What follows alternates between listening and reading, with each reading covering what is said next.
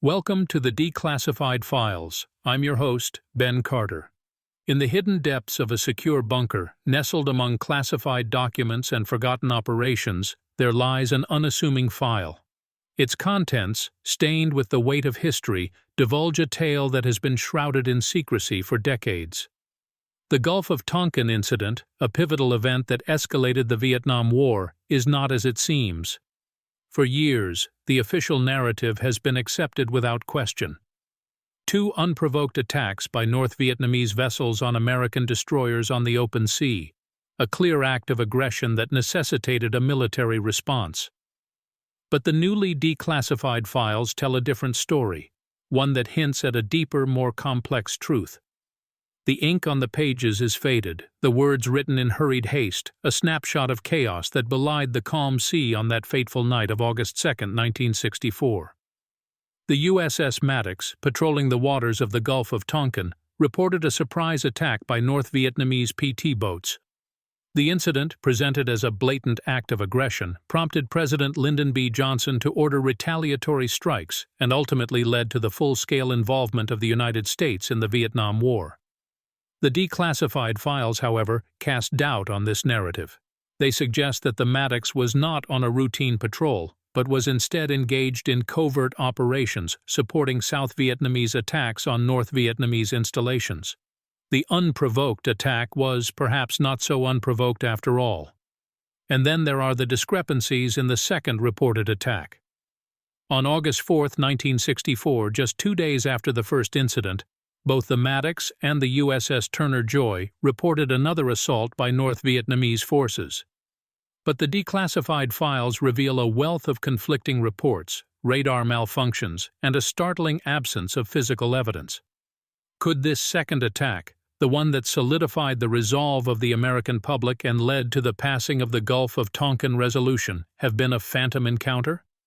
These declassified documents, hidden away for decades, challenge the official narrative that has been etched into the annals of history.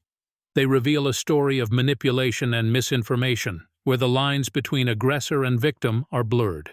The Gulf of Tonkin incident, once a clear-cut case of an underdog standing against aggression, now appears as a murky canvas of secrets and deception. The shadows of the past, it seems, are not as solid as they once appeared. The origins of these declassified files and the events they detail are deeply intertwined with the political climate of the 1960s. It was a time of heightened tensions and global power struggles, with the Cold War engendering paranoia and secrecy. In this milieu, the Gulf of Tonkin incident served as a justification for the United States to further its involvement in Vietnam, a move that was part of a broader strategy to contain the spread of communism. The declassified files first appeared in the public record in 2005, when the National Security Agency, NSA, released a trove of previously classified documents related to the Gulf of Tonkin incident. Among these were communication transcripts, intelligence reports, and tactical action logs. These documents had been kept under wraps for over 4 decades, hidden from the public eye and shielded from scrutiny. The reasons behind their suppression are as layered and complex as the event they describe. The motives for creating these documents were straightforward, to record the events and decisions related to the incident, but their suppression speaks volumes about the political machinations at play. The official narrative of the Gulf of Tonkin incident was one of unprovoked aggression, a narrative that served the political goals of the Johnson administration. To reveal the contents of these files would have undermined that narrative, potentially jeopardizing public support for the war in Vietnam. But why were they declassified and released to the public? The answer lies in the Freedom of Information Act, FOIA, a law that allows for the full or partial disclosure of previously unreleased information and documents controlled by the United States government. The FOIA is often described as the law that keeps citizens in the know about their government. In the case of the Gulf of Tonkin incident, the release of these documents has indeed shed new light on a pivotal moment in American history. Yet, the declassification of these files did not happen overnight. It was a process fraught with bureaucratic hurdles and legal challenges, a testament to the enduring power of secrecy in the realms of politics and warfare. Even after their release, The complex and often contradictory nature of the documents has left many questions unanswered. The contents of these files, and the questions they raise, have profoundly altered our understanding of the Gulf of Tonkin incident and its aftermath. They have also prompted a re-evaluation of the official narrative of the Vietnam War, a narrative that has been shaped and reshaped by the forces of secrecy and revelation. The declassified files stand as a testament to the enduring mystery and intrigue of this seminal event in modern history. The revelation of these files struck like a bolt from the blue. It was an unexpected turn of events that caught many by surprise, not least those who had been directly involved in the incident and its aftermath. For some, the release of the files brought relief, a sense of closure to a chapter of their lives that had been shrouded in secrecy and ambiguity. For others, it stirred up old wounds, reopening debates that had long been settled in the minds of many. The declassification came about as a result of diligent and persistent efforts by a group of investigative journalists and historians who had been seeking the truth about the Gulf of Tonkin incident for many years. Led by a senior reporter from the New York Times, they filed multiple Freedom of Information Act (FOIA) requests, pushing for the release of the documents that they believed would shed new light on the incident. The government's initial response was one of reticence and caution. There was concern that the release of the files could have far-reaching implications, not only for the political legacy of the Johnson administration, but also for the credibility of the U.S. military. Nevertheless, the pressure mounted, and eventually the decision was made to declassify the files and release them to the public. The public's reaction to the release of the files was mixed. For some, the revelations confirmed their long-standing suspicions about the government's handling of the incident. They felt vindicated, their faith in the power of truth and transparency restored.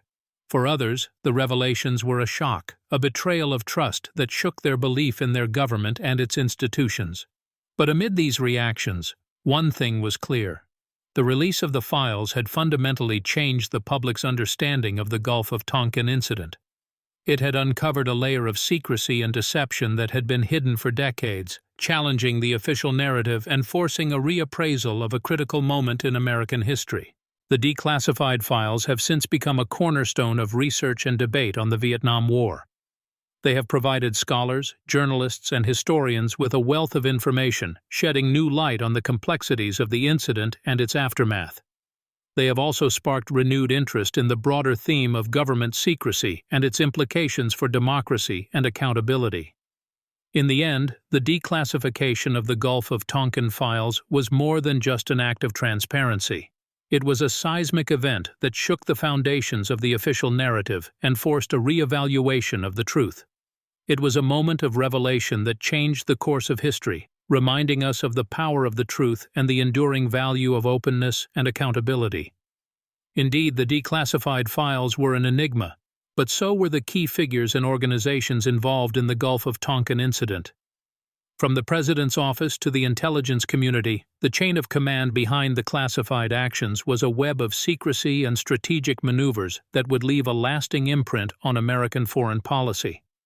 One of the central figures was President Lyndon B. Johnson, who assumed the presidency following the assassination of President Kennedy in November 1963. Johnson was a man of conviction, determined to uphold America's global standing and keep South Vietnam from falling into communist hands. He relied heavily on his team of advisors, including Secretary of Defense Robert McNamara and National Security Advisor McGeorge Bundy, to guide his decisions. Robert McNamara, a former Ford Motor Company executive, was a key player in the controversial incident. McNamara was known for his analytical approach to decision-making, favoring data and statistics over personal anecdotes and gut feelings. His role was pivotal in interpreting and presenting the intelligence reports related to the Gulf of Tonkin incident to President Johnson. McNamara's narrative, as it later emerged from the declassified files, significantly influenced Johnson's decision to escalate the war in Vietnam. The National Security Agency, or NSA, played a crucial role in gathering and interpreting the intelligence data related to the Gulf of Tonkin incident. The NSA's primary function was to monitor foreign communications and provide intelligence reports to the government. However, as the declassified files revealed, the agency had a secret program named Operation Fracture Jaw, which involved planning for the use of nuclear weapons in Vietnam. The Central Intelligence Agency, or CIA, was another key player in this intricate web. The CIA had been involved in covert operations in Vietnam long before the Gulf of Tonkin incident. Their role in providing intelligence and executing covert operations was pivotal, yet, as the declassified files revealed, it was also shrouded in secrecy and deception. In the shadows of these power centers, other individuals and organizations had roles that were equally important but less visible. From naval officers on the ground to code breakers and analysts in the intelligence community, each played a part in the unfolding drama. These were the key figures and organizations behind the veil of secrecy, each with their own agendas, each playing their part in a chain of command that would lead to one of the most controversial wars in American history. As the declassified files revealed, the Gulf of Tonkin incident was more than a singular event. It was a complex web of decisions, actions, and consequences hidden behind layers of secrecy and misinformation. The declassified Gulf of Tonkin files are a trove of official documents, reports, transcripts, and images. These files were kept away from public view for decades, fueling countless theories and debates about what truly transpired on those fateful days in August 1964. A key document in the Tonkin files is the August 4th situational report from the USS Maddox, one of the two destroyers involved in the incident. The report, written by Captain John J. Herrick, initially stated that the Maddox was under attack by North Vietnamese patrol boats. However, a follow-up message from Herrick, sent just hours later, cast doubt on the initial report. He stated, "Review of action makes many reported contacts and torpedoes fired appear doubtful. Freak weather effects on radar and overeager sonarmen may have accounted for many reports." This crucial contradiction raises questions about the veracity of the initial claim of attack. Another significant aspect of the declassified files are the numerous redactions, especially in the documents related to Operation Fracture Jaw. The operation, as was previously mentioned, involved planning for the use of nuclear weapons in Vietnam, a fact that was concealed from the public for years. The redacted sections, replaced by black lines, fuel speculation about the extent of the operation and its potential implications. Furthermore, the declassified files contain transcripts of communications between President Johnson and his advisors in the lead-up to the Tonkin resolution. One such transcript is of a conversation between Johnson and McNamara on August 4th. The exchange reveals Johnson's reluctance to escalate military action without concrete evidence, contradicting the assertive stance he would publicly take in the following days. Witness testimonies add another layer to the complex narrative. One such testimony is from retired naval officer James Stockdale, who was in the air over the Gulf of Tonkin during the alleged second attack. Contrary to the official narrative, Stockdale stated that he saw no enemy craft during his flight.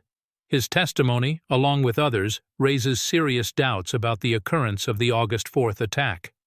A closer examination of the Gulf of Tonkin files reveals a narrative fraught with contradictions, incomplete information, and questionable decision-making. The missing pages, suspicious redactions, and inconsistent testimonies cast a long shadow over the incident. The files, once shrouded in secrecy, now serve as a testament to the complex machinations that led to a significant escalation in the Vietnam War. The declassified files, however, do not provide all the answers. Instead, they open up new avenues for questioning, stirring debates that continue to this day.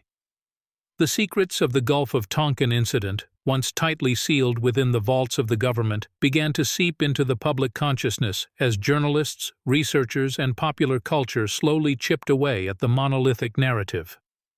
Among the vanguard was journalist I.F. Stone, who questioned the official storyline as early as 1967, presenting a counter-narrative that challenged the government's insistence on an unprovoked attack. The declassification of the Pentagon Papers in 1971 further eroded the government's narrative. These leaked files, published by the New York Times and the Washington Post, exposed a pattern of deceit extending back to the Truman administration, adding context to the Tonkin incident and fueling public skepticism. The role of pop culture in shaping public understanding cannot be understated. Movies and documentaries, such as Hearts and Minds and The Fog of War, presented the complexities of the Vietnam War to a wide audience, indirectly scrutinizing the Tonkin incident. In the literary world, books like The Making of a Quagmire by David Halberstam and Dereliction of Duty by H.R. McMaster delved into the political and military decisions that escalated the conflict, subtly questioning the foundations of the Tonkin incident. Yet the official narrative showed remarkable resilience. The government for decades maintained that the Tonkin incident was an unprovoked attack, reinforcing this belief with every anniversary and memorial. It wasn't until 2005 that a National Security Agency report was declassified, revealing that the second attack on August 4, 1964, was likely a mistake, a phantom of overzealous radar operators rather than a real threat. Despite these revelations, the narrative saw little change in official circles. The Tonkin Resolution, which was the legal basis for the Vietnam War, was never formally renounced, and the incident is still often presented as a clear-cut case of aggression by North Vietnam. If anything, the declassified files and subsequent revelations have only added layers of complexity to the story. The contradictions and ambiguities continue to confound researchers, while the redacted sections and incomplete testimonies arouse suspicion. The Gulf of Tonkin incident, once a straightforward narrative of aggression and retaliation, has transformed into a labyrinth of secrets and deceptions, a symbol of the hidden mechanisms that can drive nations into war. The public understanding of the event continues to evolve, shaped by the relentless pursuit of truth by journalists, researchers, and curious minds. However, there are skeptics who view this narrative with a critical eye and propose alternative interpretations of the incident, which we'll now consider. Historian Edwin Moyse, for instance, has questioned the authenticity of the declassified documents, pointing out inconsistencies and inaccuracies. In his book, Tonkin Gulf and the Escalation of the Vietnam War, Moyse argues that the second attack was not a mistake or phantom radar reading, but a deliberate fabrication by the U.S. government to justify military escalation. This theory, while controversial, is grounded in meticulous research and analysis. In a similar vein, author and veteran James Stockdale has shared his own experiences. As a pilot in the air over the Gulf of Tonkin on the night of August 4, 1964, Stockdale reported seeing no signs of an attack. In his memoir, In Love and War, he wrote, "I had the best seat in the house to watch that event, and our destroyers were just shooting at phantom targets. There were no PT boats there. There was nothing there but black water and American firepower." On another front, journalist Robert Perry, known for his investigative reporting on the Iran-Contra affair, has proposed that the incident was not so much a fabrication as a misinterpretation of events. According to Perry, the radar operators aboard the Maddox and the Turner Joy may have confused weather anomalies for enemy ships, leading to a sequence of false reports that escalated into a full-blown international incident. These skeptical viewpoints invite us to question the established narrative and consider the possibility of alternative truths. They remind us that history is a mosaic of perspectives, often shaped by the agendas of those in power, and that the pursuit of truth sometimes requires us to challenge the orthodoxies of the past. However, as with any historical event, these alternative interpretations must be weighed against the evidence. While the declassified documents do raise questions about the official narrative, some skeptics caution against jumping to conclusions. They argue that while there may have been mistakes and misunderstandings, this does not necessarily imply a deliberate conspiracy. In the end, the truth about the Gulf of Tonkin incident remains elusive, shrouded in layers of secrecy, ambiguity, and contradiction. But perhaps that is the lesson to be drawn from this saga. That truth, especially in the realm of international politics, is often more complex and elusive than it first appears, and that in the quest for understanding, skepticism and open-minded inquiry are our most powerful tools. This pattern of secrecy and manipulation isn't confined to the Gulf of Tonkin incident. Over the years, many incidents have come to light, suggesting a recurring theme of clandestine operations and misinformation campaigns, often leading to wars or prolonged conflicts. Take, for instance, the infamous Operation Northwoods. Declassified in the 1990s, the Operation Northwoods documents revealed a proposal by the U.S. Department of Defense for a series of false flag operations designed to justify military intervention in Cuba. The plans included staged terrorist attacks on U.S. soil, which would be blamed on the Cuban government.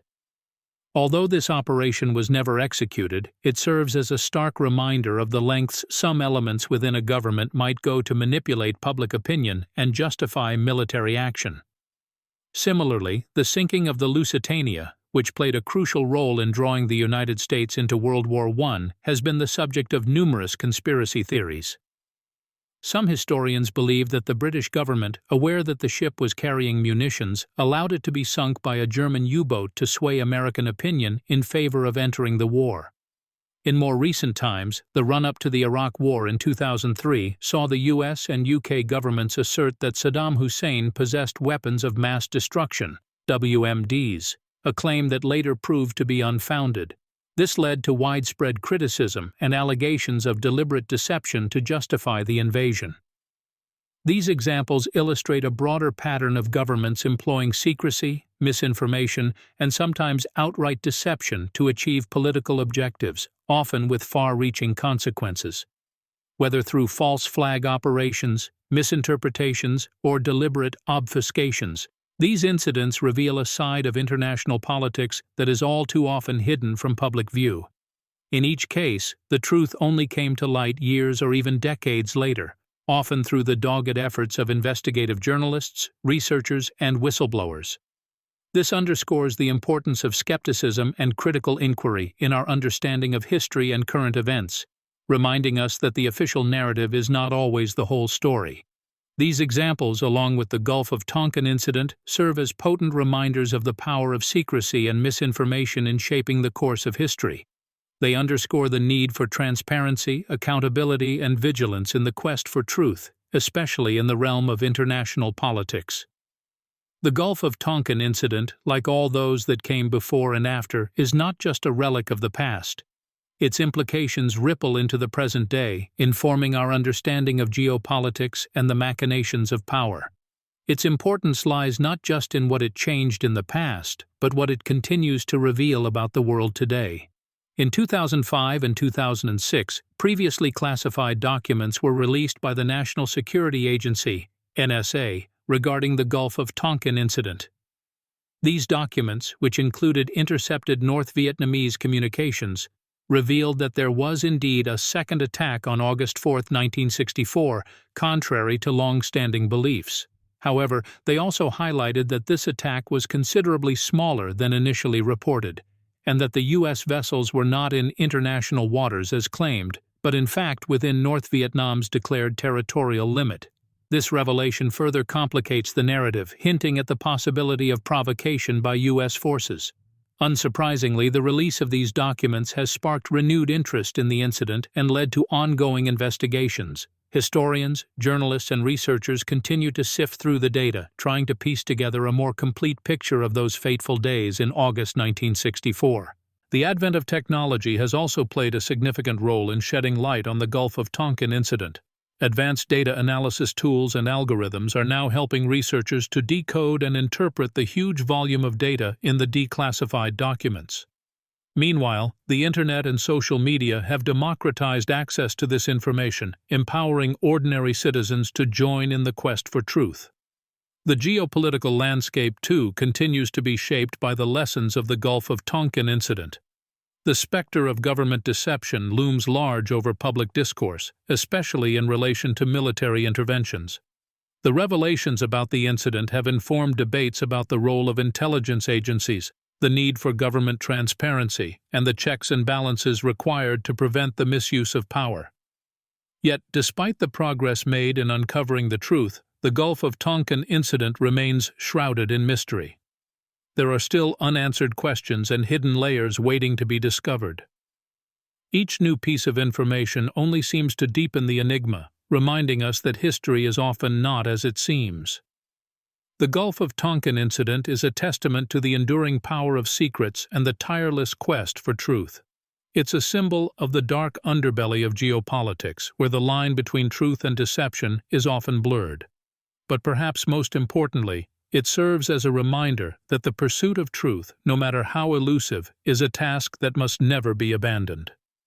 Peering into the abyss of the past, the Gulf of Tonkin incident is a stark reminder of the depths to which secrecy can plunge us. It is a labyrinth of deception, a maze of half-truths and concealed realities that has left an indelible imprint on the annals of history. It is an episode that underscores the extraordinary lengths to which power structures can go to safeguard their interests, often at the cost of truth and transparency. The declassified files have not just altered our understanding of the incident, but have also given us an uncanny glimpse into the shadowy world of statecraft and intelligence.